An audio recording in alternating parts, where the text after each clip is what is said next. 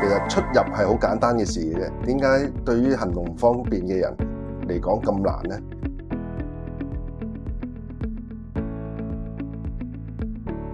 咁我公司名咧就叫創科安全系統啦，係啦。咁我就本人就從事咗保安系統有20幾年嘅啦，係啦。咁咧我哋公司咧主要係做一啲保安系統啦，例如CCTV 啊、門禁啊、警鐘系統等等嘅。咁咧自動門系統咧就係近呢幾年先至開始發展嘅啫。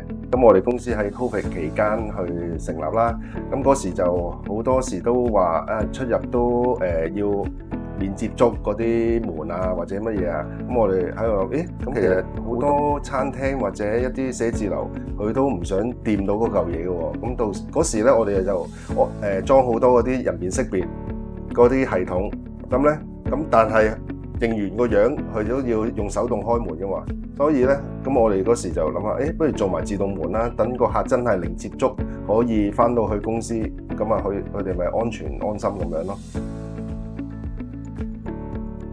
易通門最大嘅特色咧，入門口嗰個智能門鎖咧，其實就可以用面型啦、指紋啦、拍卡或者密碼去開關嘅。咁但係如果佢啲屋企人都可以有一啲後備嘅鎖匙去幫佢開門都可以嘅。因為我哋見好多即係行動唔方便嘅人士啦，咁佢哋出入要用呢個輪椅去代步。咁咧，其實喺市面上個配套都好不足嘅。咁但係我哋就諗到佢哋喺屋企出入嘅時候都會遇到一啲好唔方便嘅情況嘅喎。咁咧，我曾經去探訪一啲傷殘嘅中心啦。咁我認識到呢個叔叔。有一次咧，佢返屋企嘅時候，但係佢又唔記得帶鎖匙。咁啱咧，佢個仔又要 OT。咁最後佢喺門口嗰度等咗佢個幾兩個鐘，佢個仔先至返到嚟開門俾佢。咁咧，佢當時就同我講，佢覺得自己好冇用。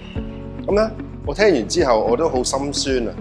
即係點解返屋企咁簡單嘅事，都對一啲行動唔方便嘅人嚟講咁難嘅咧？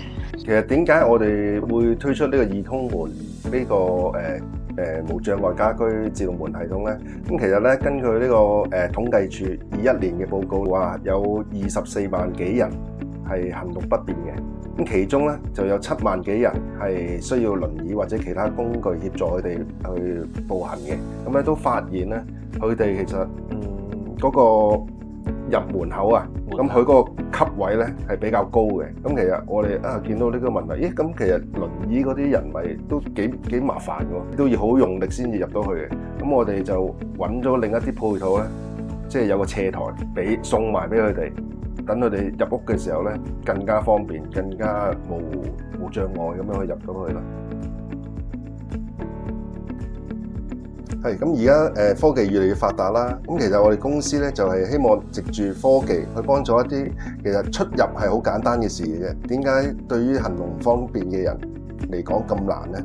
其實佢哋都值得被尊重嘅。咁其實佢哋去飲茶、去出去做嘢，佢哋都好想嘅，但係即係基於佢哋行動唔方便，所以咧我哋就係想用科技去幫助佢哋攞翻呢一個專業，攞翻佢哋生活嘅自主咯。我哋嘅使命咧就好簡單嘅啫，就係以科技打開每一道門，用理解守護每一份心。